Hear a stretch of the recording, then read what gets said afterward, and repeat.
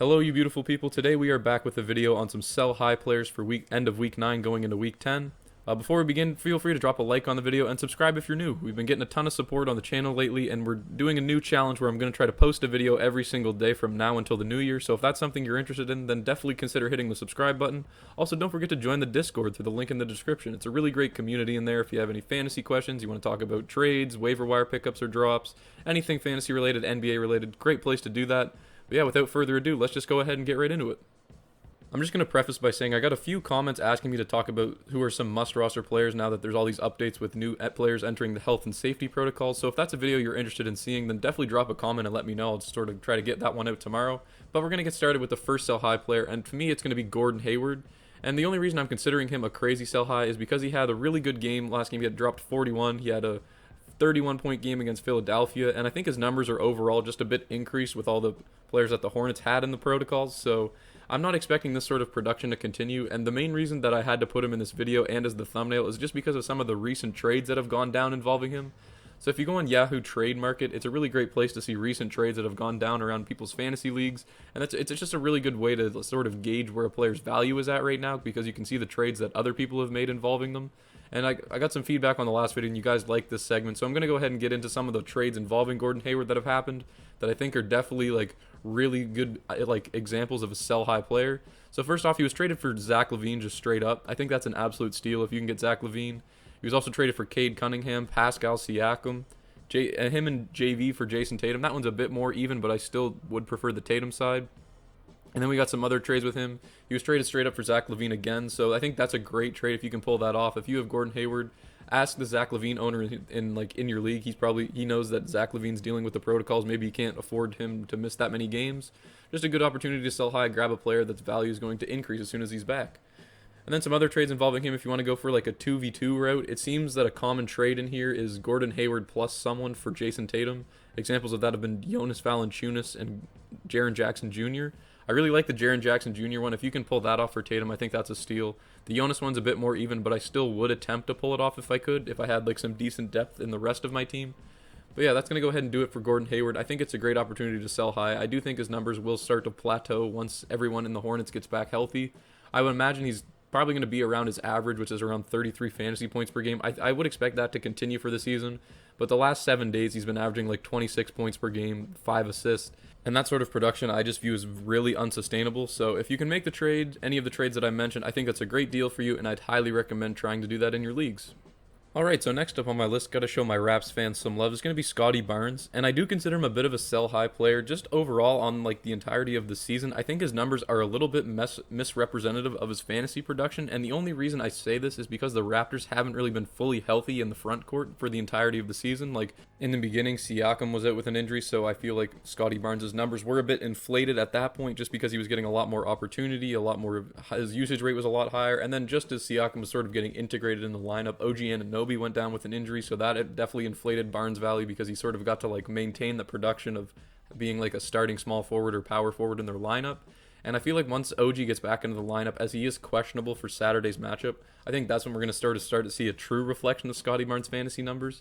And don't get me wrong, I still think he's going to be a very solid fantasy player for the season. I just don't think his production is going to stay at the level it's at right now. If we look at his last like 7 or 8 games, honestly, he's averaging upwards of like 45 fantasy points per game. Like, I would say it's probably around 43 fantasy points per game, which is pretty ludicrous numbers for a rookie. And I can't take anything away from his rookie season. He has been phenomenal throughout the season this year. More power to the Raptors, man. Their development core is crazy. But yeah, is he going to average 41 fantasy points per game like he has been the last 15 days? I don't really think there's a shot of that when the Raptors are fully at full health, I should say. So that's why I would consider selling high on him if I did have him on my team. And if we look at the trade market, it looks like a lot of people have thought similarly. I see a trade here for Bradley Beal. I know Bradley Beal's numbers have been down, but I would still much prefer him over a rookie whose role might decrease when his team gets fully healthy. We have a trade here for Sabonis when they traded Scotty Barnes and Aaron Gordon. I think that's a great trade. I have a trade here for Draymond. That's more even. I probably would take Draymond over Scotty Barnes, but it is closer. And then we have another one for Evan Mobley. I think I probably would prefer Evan Mobley just for the duration of the season. We've seen Mobley play when the Cavs are at full strength, and we haven't really seen that with Barnes. So I do think Mobley's production could be a bit higher, but I think those two are also pretty even. But yeah, I think selling high on him like some of these guys did, like I said, the Bradley Beal trade, I think that's a great return for Scotty Barnes. Another trade here for Miles Turner, I think that's a good trade. And then if we look at some 2-for-2s, we got a Scotty Barnes and a Tyrese Maxey for De'Aaron Fox and Anthony Simons. You can get De'Aaron Fox for Scotty Barnes straight up. That's another trade that I would probably try in my leagues. And then yeah, that's going to do it for Scotty Barnes. Hopefully that gives you guys some ideas of where his value at. And I've sort of explained why. I think I've done like a good job of explaining why I don't think he's going to maintain this production for the season. But if you disagree, I'm all ears. Feel free to let me know in the comments as always. But let's just go ahead and first, before we continue this video, a quick word from our sponsors, Manscaped. Ho, ho, ho, gentlemen. The holidays have come early this year as Manscaped have the gift that keeps on trimming. Santa's beard isn't so appealing when it's coming out of your trousers, and that's why Manscaped, the leaders in below-the-waist grooming, have you covered this holiday season. Now available in your country, join the 4 million men worldwide who trust Manscaped to keep their trees trimmed and ornaments polished. Go to manscaped.com and use the code TBP for 20% off and free shipping. So, jingle balls to the walls, fellas. Let's listen up. It's time to kill 2 birds with 1 trimmer and get yourself and your partner a gift. I'm talking about the Manscaped Performance Package 4.0. I mean, we've all had that experience where going to basketball practice, try to do a little shave before you get there, and you get a nick, and then you're running, it's sweating, it's painful. I mean, if you know, you know. Like, we've all been there. The new Performance Package 4.0 includes the Lawnmower 4.0, which helps to reduce nicks and give you an overall cleaner, better shave. Inside the Performance Package 4.0, you'll find the signature Lawnmower 4.0. This electric trimmer has proprietary advanced skin-safe technology to reduce cuts on your nuts. It's also waterproof, so you can use it in the shower. It's like a gift to your partner with less mess.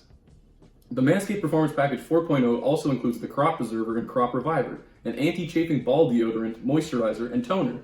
This hygiene bundle will also come with a pair of Manscaped anti-chafing boxers that is the perfect wrapping for your presents. Personally, I tried them out the other day and they were very comfortable, highly recommend.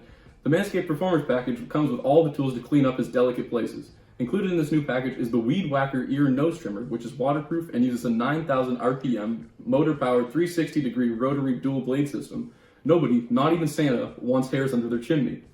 Manscaped is going beyond the groin with their new refined cologne, which offers a light yet masculine, pleasing fragrance that will leave your partner on the naughty list this year. 'Tis the season to load up with Manscaped products, so get yourself, your dad, your brother, and your friends the best gift of all, the Manscaped Performance Package 4.0. Get 20% off and free shipping when you use the code TBP at manscaped.com.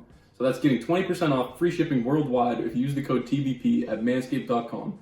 Don't be sure to check it out in the link in the description. Go to manscaped.com. Don't forget to use the code. Clean up your nuts and make Santa proud this year. Shout out to Manscaped for sponsoring this video, and let's get back to it. Alright, thank you for watching that. Now we're going to go ahead with my next player on my sell high list for this week. It's going to be Brandon Ingram, and I think it's pretty evident why. I had him placed on a buy low video quite a while ago, and clearly that was a W because he has been going absolutely nuts. But I do think this production is, now he's like sort of transferred into the sell high state where I don't think this production is sustainable at all. I mean, if you look at the last 15 days, he's averaging around 51 fantasy points per game in default leagues, which is just ridiculous. I don't think there's any way that continues. He's been lighting it up from scoring. His assist numbers are higher.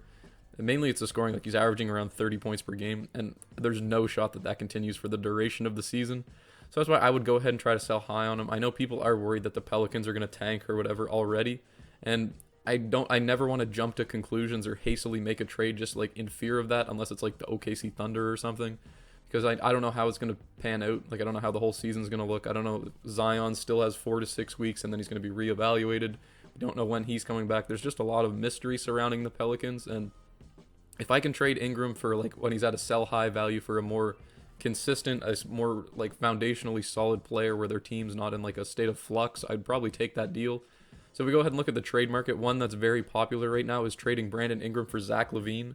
As we know, LaVine's in the protocol, so you can probably get him for a bit of a discounted price if the team that has him really needs a win. And if it's not enough, someone has thrown in a Tyrese Maxey with Brandon Ingram for Zach LaVine. Maybe you'll consider that a bit of an overpay, but I'm not too high on Tyrese Maxey when Embiid and everyone else is fully healthy in the lineup. And I said that at the time when he was like going nuclear. I really think his value is pretty contingent on when the Sixers are healthy or not. He's still an okay fantasy player, but definitely not someone that I'm like considering must roster if the entire Sixers roster is healthy. Like, I'm not like, oh, you should trade for him under any circumstance. I'm just not that high on him as other people are. I think he was a great sell high player, and his value just isn't there anymore.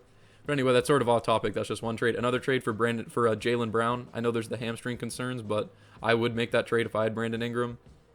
And then another guy that's in the protocols is Anthony Edwards. If you can take the week of, or like the 10 days of Edwards being out, I think that's a solid trade. There's a trade for Westbrook in here as well. If you can do Brandon Ingram for Westbrook, I really like that trade as well, just because the consistency that you get with Westbrook, the triple-double potential, it's all there. I think Westbrook's just a better fantasy performer than Ingram, and that's why I would make that trade. But yeah, Ingram, he was a buy low, now he's a sell high. Don't think it's even I think it's pretty evident if you're new to fantasy, maybe it was not so as clear to you, but if you've been playing fantasy for a while, I think you know that this is like a textbook case of a sell high condition for Ingram. He's probably going to average around closer to 38 to 40 fantasy points per game on the season, but the 50 something that he's putting up right now, not going to last, and I would try to trade him while it's like the current state of affairs, because you might get someone to bite on him. So that's going to do it for Ingram, and now we'll go ahead and get on to my next player. So next up, we got Caris LeVert, and I'm telling you guys, I might not be right about a lot of things, but my buy low players, like, they always pick it up. Bro. I'm telling you, that I got to pat myself on the back for that one. He was another guy I put on a buy low video, and as soon as I did that, he started picking it up. His production sort of skyrocketed. He's been averaging around 40 fantasy points per game for the last 15. And that's just some kind of, like, even I don't think that production is sustainable. I did consider him a buy low because he was averaging around 25 fantasy points per game on the season. It's now up to 28, and I feel like the truth with Caris LeVert is that his production is sort of going to taper off around 35 fantasy points per game. But while it is elevated to this 40 fantasy point per game, like, statistic that he's at right now, I do consider it a good opportunity to sell high on him. Again, there's a lot of question marks around the Pacers right now. He's being mentioned in some trade rumors, him, Sabonis, and Turner, all of them. And while it remains to be seen how that's going to shake out, if he does get moved, maybe his value will increase, maybe it won't. I don't really know. The Pacers, a huge mystery right now, man. I'm excited to see what they do, because it is really going to shake up the league, whatever trades they decide to make in the end.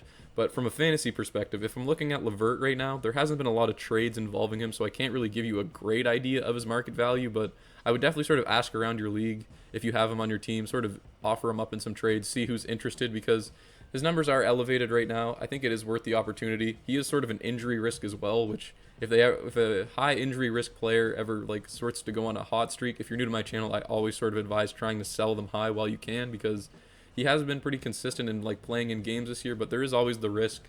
And while any player could get hurt, I'm not saying that any players are invincible. I just feel like when it's an elevated risk, as in the case of LeVert, he has a pretty dense injury history, and his production is very high right now. So I'm just like on the side of selling high on him. I do think in the next upcoming days we're going to see a few more trades involving him.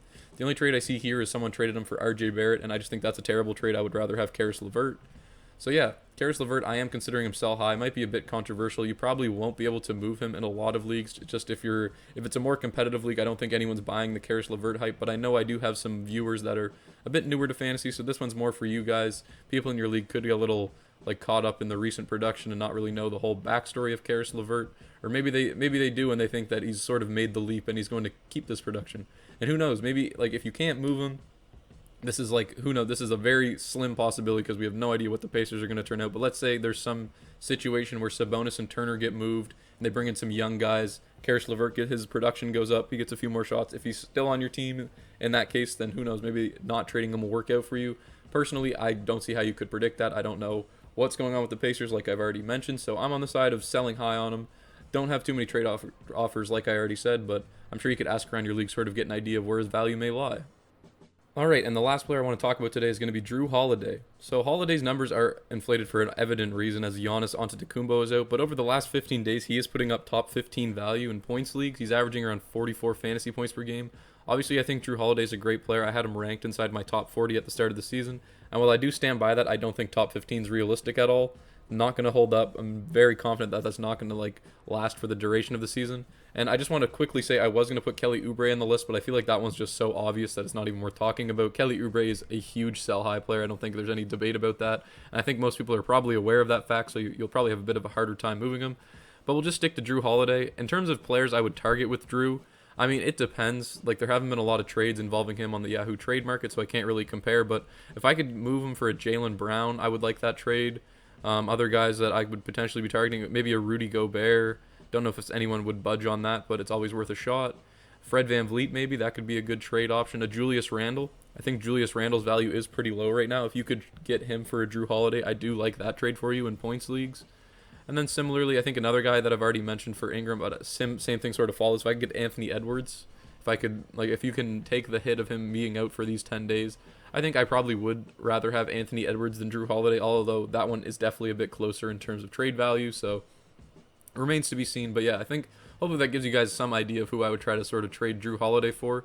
I like I said, if you can't find a good trade for him, or you think you're getting like a huge value boost on your team, I'm perfectly okay with keeping Drew. I think he's a really solid fantasy player. I think he probably will sort of finish the season in like the upper echelons of like 30 fantasy points per game, like probably around 38 to 40, similarly to Ingram. But I think the production that he's at right now is just a bit too high for my liking. I don't think that's going to last, and I think at the time, I think it's a good time to try to trade him away. There's a lot of great players right now, and like I mentioned, if you guys are interested in seeing me talk about players that's values take a big increase or whose values decrease due to people entering the health and safety protocols, like I said, just drop a comment, let me know. Definitely something I'm looking at doing if people are interested in watching it. So I think that's going to wrap it up for today. Thank you guys so much for watching. Really appreciate it. Like I said, we got a new video every day from now until the new year. So if you're interested in that, consider subscribing to the channel. It really helps me out, and I really appreciate it. And as always, I hope you all have a great rest of your day.